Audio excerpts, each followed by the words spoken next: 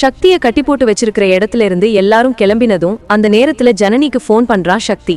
ஆனா மெய்யப்பன் நம்பர்ல இருந்து கால் வரவும் அவ எடுக்க மாட்டேங்கிறா.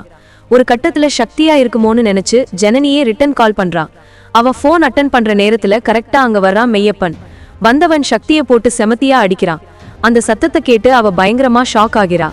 அதுக்கப்புறம் மெய்யப்பன் ஃபோன் பண்ணி அடிக்கடி கால் பண்ணி டார்ச்சர் பண்ணாத, நான் வீடியோவை கொண்டு வந்து கொடுத்துருவேன்னு சக்தி பத்தி எதுவுமே தெரியாத மாதிரி நடி. அறிவுக்கரசி வந்து வீட்டுல ஆதிக்கம் பண்ணிட்டு இருக்கிறப்ப கரிகாலனும் வீட்டுக்கு வரான். அவனை பார்த்ததும் முல்லை, வீட்டுல எவ்வளவு ரகல நடந்துட்டு இருக்கு, நீ எங்கதான் போனான்னு கேக்குறா. அதுக்கு அவன், இங்க நடந்த எல்லாத்துக்கும் காரணம் நான் தான், கல்யாணத்தை ரெஜிஸ்டர் பண்ணது எல்லாமே நான் தான், மாமா வெளியிருந்து இதெல்லாம் பாத்துக்க சொன்னாருங்கிறான். அந்த நேரத்துல விசாலாட்சியும் வீட்டுக்கு வந்துடுறா. நந்தினி அவளை கூப்பிட்டு பஞ்சாயத்தை ஆரம்பிக்கிறா.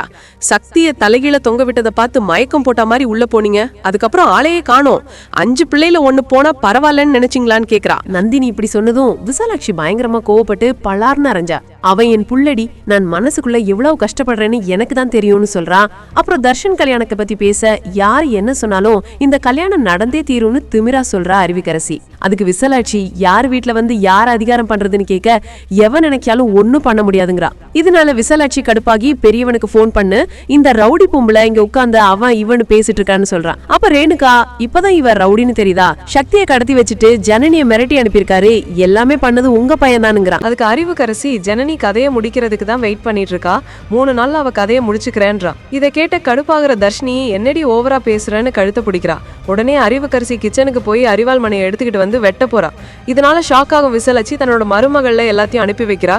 இவகிட்ட எதுவும் பேசாதீங்கடி, போங்கடின்னு சொல்லி சமாதானம் பண்ணி அனுப்புறா. இன்னொரு பக்கம் சக்தியை போட்டு மெய்யப்பன் டார்ச்சர் பண்ணிட்டு இருக்கான்.